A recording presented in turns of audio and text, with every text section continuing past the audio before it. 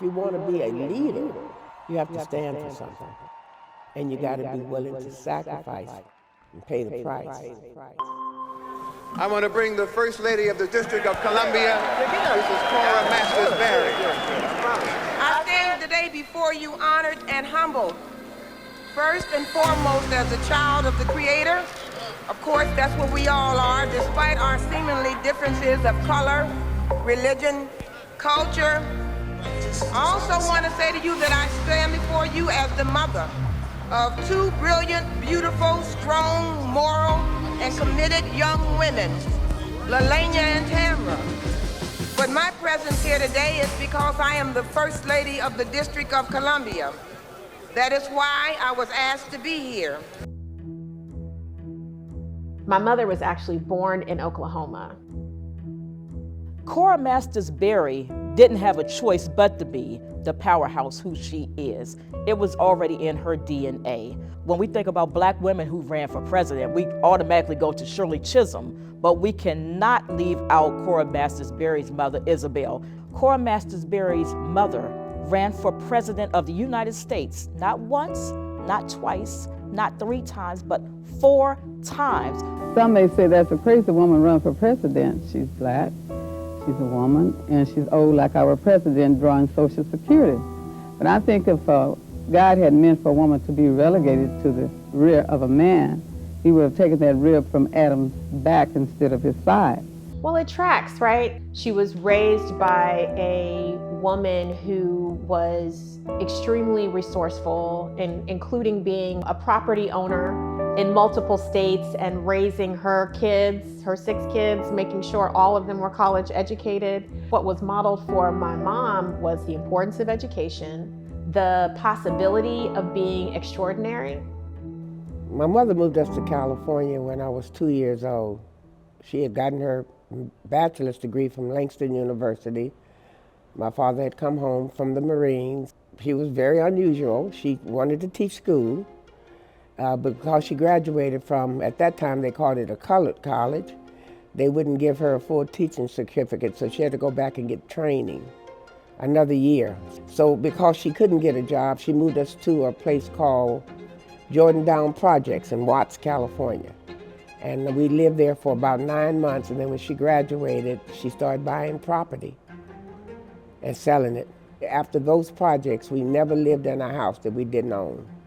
And all of that, watching her move through society by flipping homes, being an independent, strong Black woman with an education, but yet also had an entrepreneur spirit and a fighting spirit, that's what shaped who I am today. We were all told, you go to elementary school, you go to junior high school, you go to high school, you go to college. It was never a discussion. And so she college educated all 6 of her kids. I went off to Texas Southern, and I never fell in love with learning. I was a terrible student.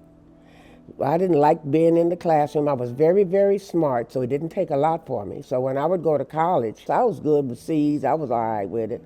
But something about how she raised me and something about who I was that had me make a transition.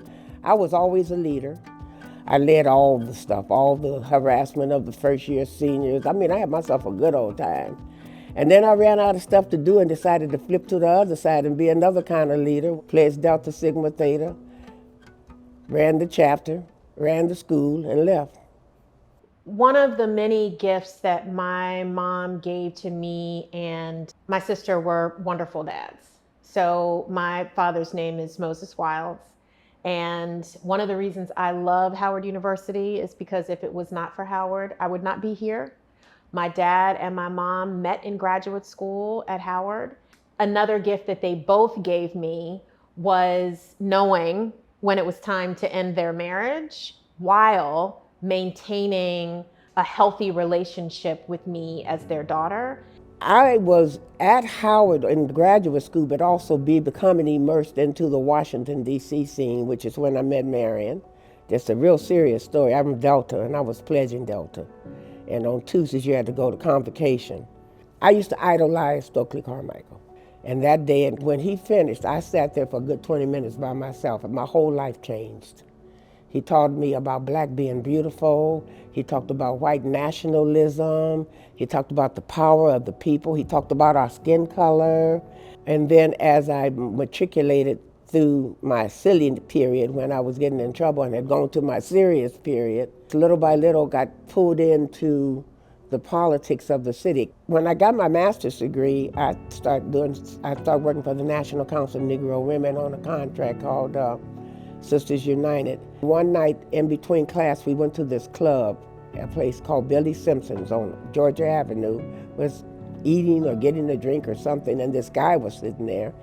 And he asked us who we were, and he asked us he said he was on his way to a meeting with Walter Fauntleroy, who was thinking about running for non-voting delegate. Did we want to go? Yeah. So I went. I met Walter Fauntleroy, John Heckinger, a whole bunch of people at that house that night, and me and my friend, and I started working on Walter Fauntleroy's campaign. With Mrs. Barry, she's been the strategist, the one who's creating the blueprint, the one who is navigating the journey of how you're going to get to where you need to be, what you're trying to accomplish. She's been that person, and she's been amazing at it, and we see the proof of her labor. She was a significant part of what we saw with Marion Barry. Marion won 1994, fourth historic comeback, 1995, sworn in January 2nd. And Minister Farrakhan came like about January 15th.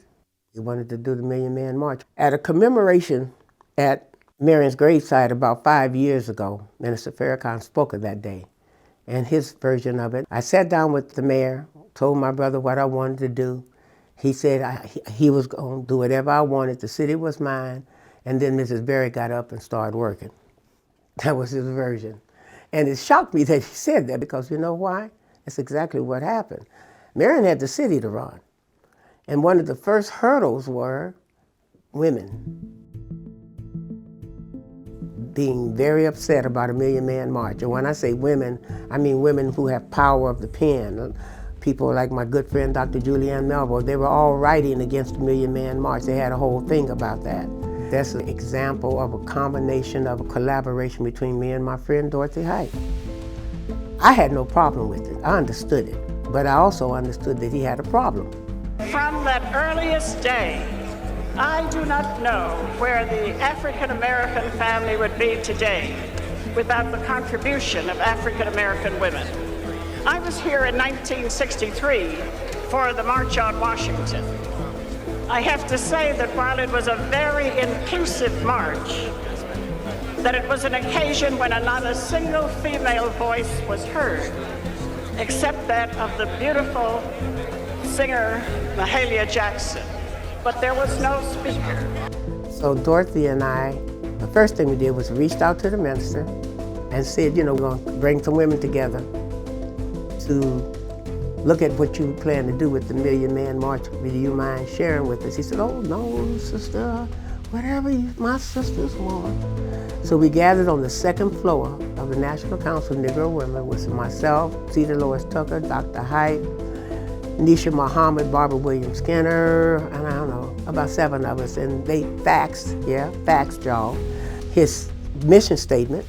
We tore it up and sent it back. We said, well, that'll be the end of Women in the Million Man March. He accepted all of those edits except one. But the major one he accepted was the fact that the name changed. It was called the Million Man March, a Day of Atonement. But what was added to it was atonement and reconciliation, and to reach out to other people. Reconciliation. That came from Barbara Skinner. A lot of people don't know that. So that started the journey we went on, to the point that on that day, about 7 women spoke on the Million Man March. While we were getting ready for that, the minister called me, said, I want to talk to you, will you come to dinner? We were sitting there, but it's pretty much like a choir. He says something, everybody says, yes, sir. He said to me, and I love him so much, and he knows I imitate him, Sister Cora, I need you to get my people registered. I had registered 20,000 people for Marion's comeback, and he knew that. And I looked down and I said, I'm sorry, Minister Farrakhan, I can't do that. The whole room went still. And he said, Sure enough. And I said, yeah, mister, no disrespect, all due respect, I just can't. He said, well, why? And I said, because you have been running around the country doing the pre-march meetings in different cities, registering black men. He called for 10,000 black men in Philadelphia, 10,000 black men in Trenton, 10,000 black men in LA. He did that, and it was great. But he was registering them as independents.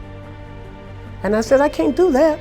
I said, that works against our people. He said, well, I said, the parties determine who we're gonna vote for. We don't have a say in who's gonna be the nominee, then we have no say. I said, back in the day, it was called the white primary. You want me to send you a paper on that? He said, would you? I said, I will. And that's how it ended, and I did. I was teaching then at political science. I wrote a paper on the history of the black vote, sent it to him. He called me from a plane and said, I just read it.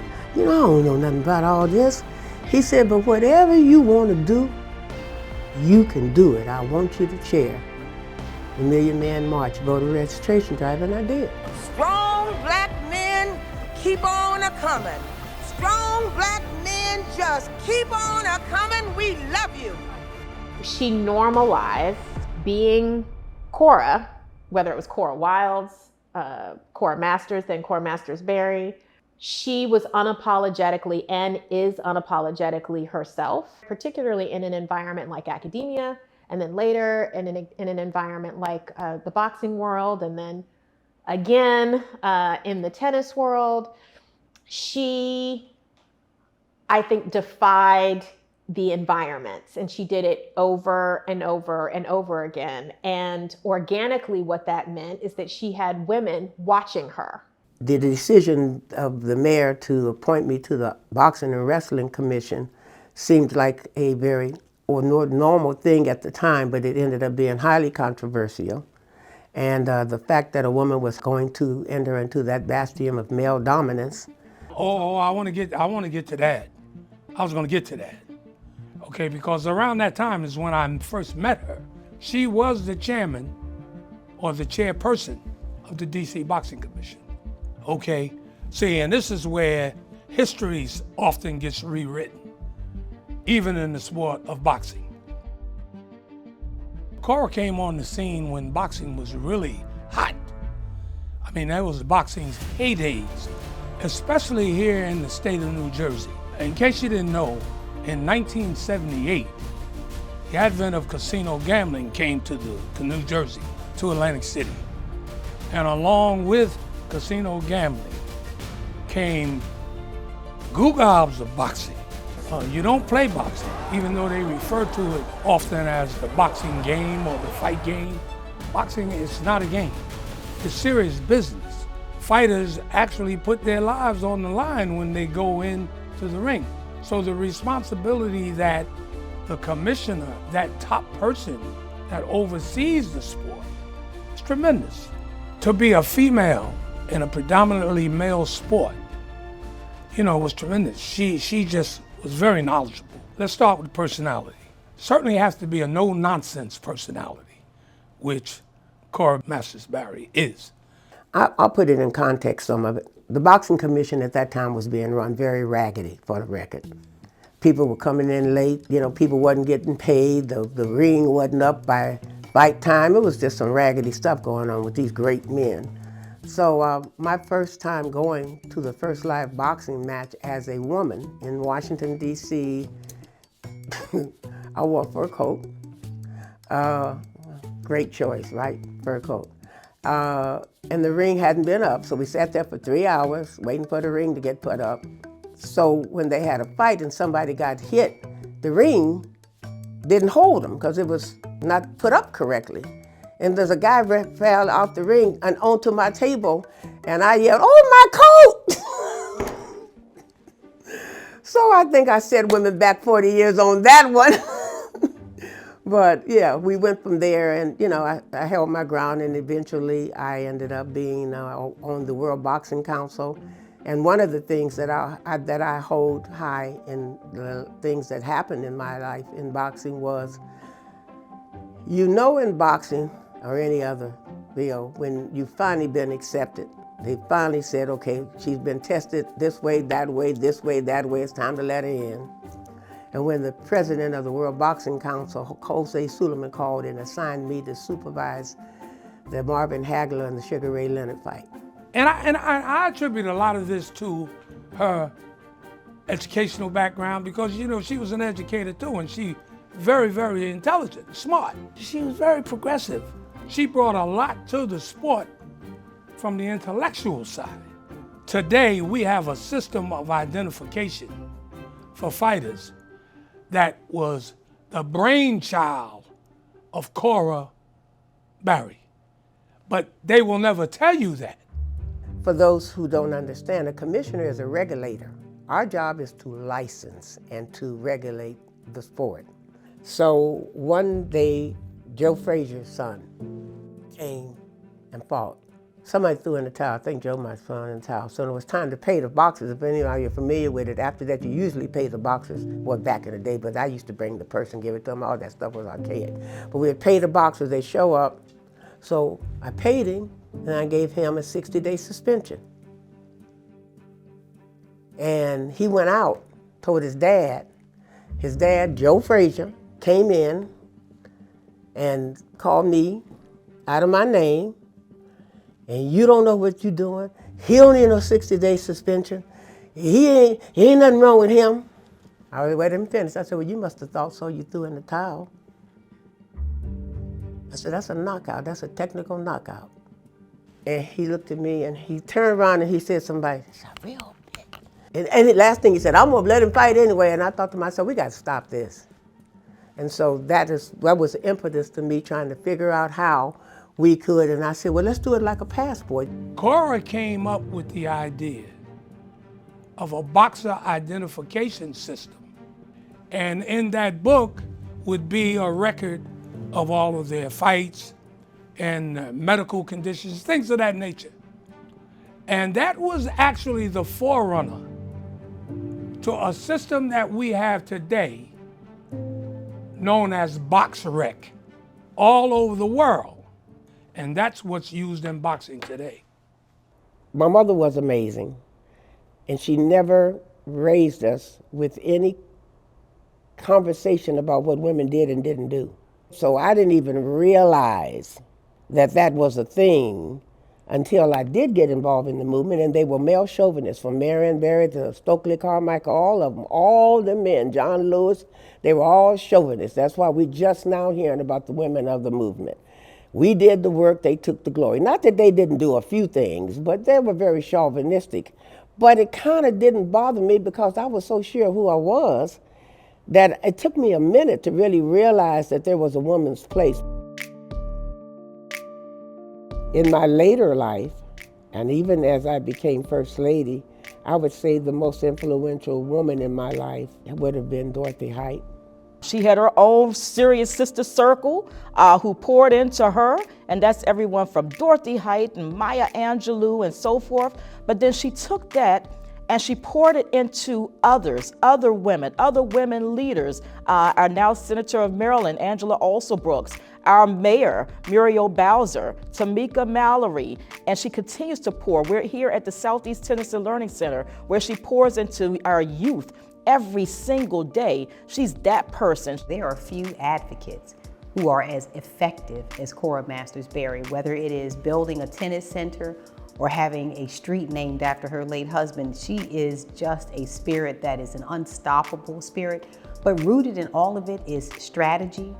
She's deeply intelligent, and that intelligence is not just IQ, intellectual quotient, but you have to have very strong emotional intelligence as well in order to be able to persuade people to do the thing that you feel is important. The most important thing for me, I'm my mother's child, and what motivates me in life is service to others.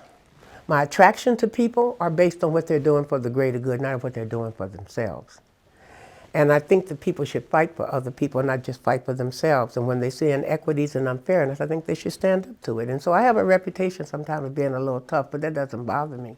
My mother's tenure on the Arts and Humanities Commission is indicative of who she is as a advocate for the people. And so the mayor put me on the Arts Commission, Arts and Humanities, which my husband founded, and I found a great deal of inequities there. To just sum it up, when I got on the Commission for Arts and Humanities of the District of Columbia, they had close to a $50 million budget. And on that $50 million budget, 800,000 of it was all that was there for east of the river. So long story short, there's a lot of documentation. It was in a lot of the newspapers. There started a fight for equity. And at the end of the day, we were able to help level the playing field or begin that journey. And then when I was reappointed to the Arts Commission, that the chairman of the city council resisted my appointment, did not want me back on, called me disruptive and confrontational, which of course I was. But I was disrupting the corruption of taking the taxpayers' money and deciding that some other people's art is more important than our people's art. And I'll do that again. That's called good trouble. I think all of us understand this. You prefer to have Cora Masters Barry on your team. Let me just, and I know that everyone listening knows exactly what I mean. She is not a person you want on the opposite side of you. She is, because if she believes it all the way in her soul, and she knows how to win. I also have found her to be an amazing confidant as it relates to everything in my life. Cora Barry always knows how to help strategize your way out of or around serious issues. You know, this isn't the neighbor wants to fight me. That's one thing, and she can do that too, by the way. She can strategize around that as well.